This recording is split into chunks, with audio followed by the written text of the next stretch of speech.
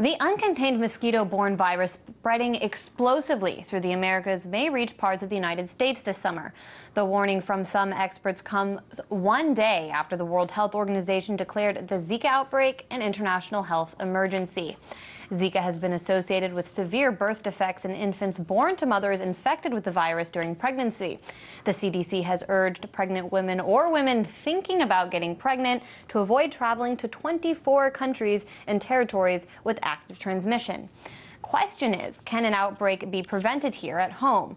For more, we cross live to Marina Portnaya in Miami, where at least 2 people tested positive for the Zika virus last month. Marina, why are some emerging disease specialists saying it's only a matter of time, a few months actually, that this virus linked to birth defects in babies arrives in the U.S.?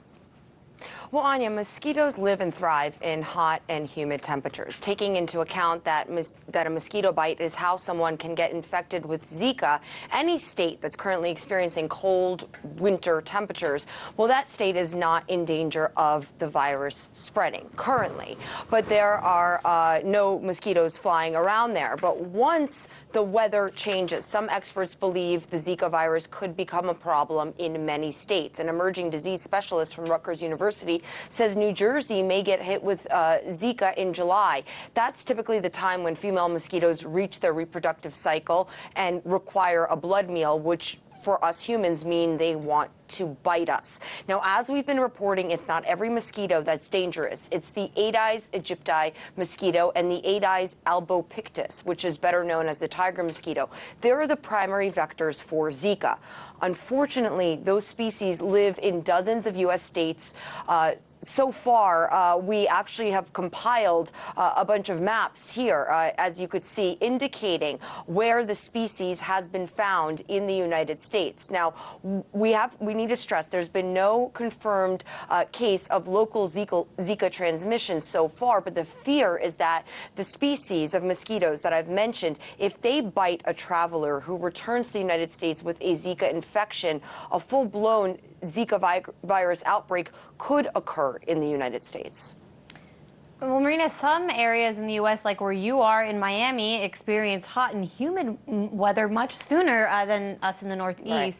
Right. Does that make some in the South more at risk? It absolutely does. As a matter of fact, the operations manager of Miami's mosquito control told me that the Aedes aegypti is the most prevalent mosquito in Miami. When 2 residents, as you mentioned, Anya, in Miami returned home from South America last month with Zika infections, mosquito control was instructed to go to the homes of the infected people, spray the surrounding area, inspect their property for breeding grounds, and take every measure to prevent a mosquito from coming in contact and biting the people who came back to Miami with the virus, because if a mosquito bites them, it could ignite a case of local transmission. But whether we're talking about Florida, New Jersey, Texas, New York, Washington, D.C., or any other state facing the possibility of a Zika infection, once the weather does get warmer, the mosquito control manager I spoke with told me that it will be everyone's responsibility to prevent a potential outbreak. Sounds like This is a community problem. This is not a government problem. This is everybody's problem. So I believe the residents of this county or any other municipality in this country, they need to make sure, do their homework, come out of the house, and eliminate any accumulation of water in the house, because those mosquitoes are going to breed there, and that is the potential for transmission.